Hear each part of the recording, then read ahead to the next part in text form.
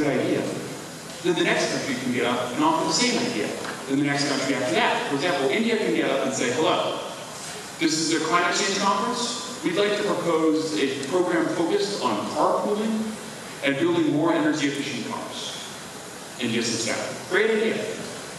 Indonesia stands up. Hello, we'd like to propose a program based on carpooling and sustainable cars. Sits down. Next country, Rwanda stands up. Hello, we'd like to propose the same program. And then so on and so forth until there's 5, 6 people who stood up and proposed the exact same thing. And anyone wanting to work on the program must choose among 6 people, and frankly, there's no guarantee that they're going to choose you.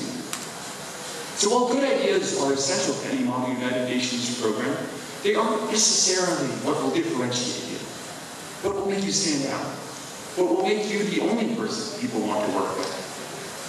And because of that, you really do need to think of strategy. How do you make people want to work with you? How do you make it clear that your country is the country to work with? And the best thing to do here is to think about what capabilities, mindsets, philosophies your country has that perhaps another country does not. For instance, if you're in Laos or Cambodia, you're representing these countries, you might represent the intellectual tradition they are building that focuses on working with regional organizations like SARC or ASEAN as the fundamental building blocks of international relations. And you can say, oh, I am Cambodia. Our country has really been a leader in building up regional institutions as the way that international relations works. And as a result, we would like to propose a policy program based on working with local organizations like the European Union or the ASEAN, the Association of Southeast Asian Nations. You might, if you're assigned Syria or Iraq, you might give a speech based on this notion of pan-Arabism, which is an intellectual tradition they have, and say, hey, the United Nations is inherently a tool designed to prey upon weaker countries, Iraq included. As a result, the policies we might offer would focus on building up resistance to imperialist organizations, because the United Nations can be good. But unless Arab countries stand together in solidarity, we'll be bullied, we'll lose. You can make that speech. And finally, I urge you to consider what groups of people, what blocks will form on the issue. The best example I can give you here is actually thinking back to Modi at the Paris Climate Conference. He knew that there would likely be a group of people focusing on this question of, we are developed countries, how do we make the world stop emitting? He also knew that there would be a group of countries that were developing and would be focused on, how do we balance growth with emissions reduction? And because Modi understood that these 2 blocks of countries would form, he could think, and he could understand that India's best strategy would be to go straight up the middle and help both blocks come together and come to a mutual understanding of the topic at hand. But at the end of the day, there's no substitute for actually writing their paper. So I conclude with a little bit of advice on writing a position paper.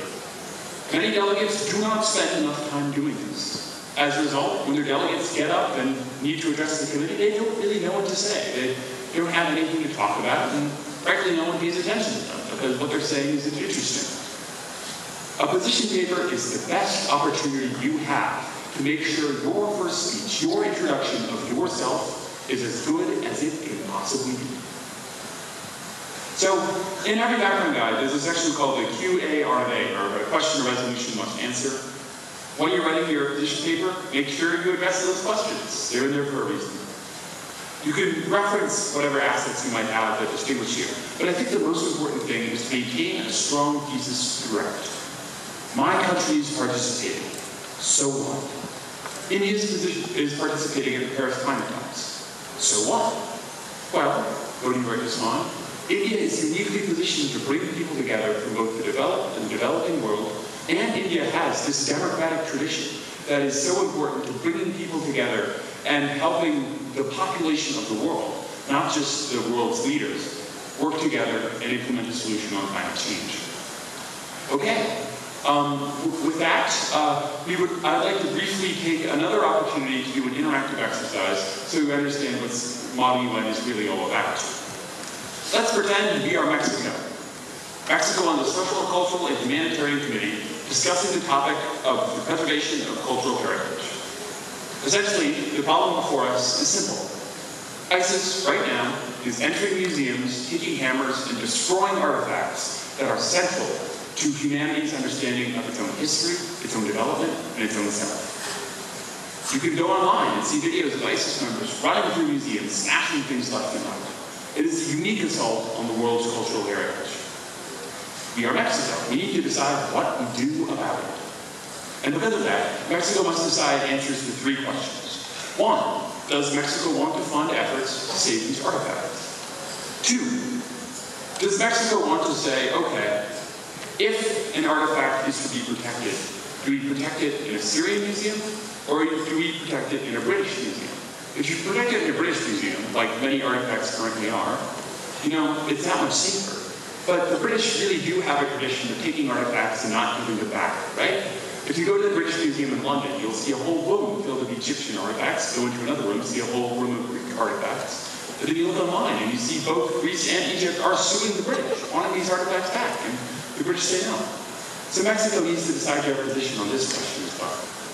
And thirdly, Mexico needs to decide whether it is worth sending people in with weapons to protect these artifacts. ISIS is destroying them now.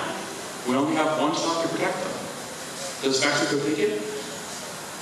So thinking about those questions, why don't you take 2 or 3 minutes to again discuss amongst yourselves, and then we'll have a shot at writing this position paper. Please discuss amongst yourselves.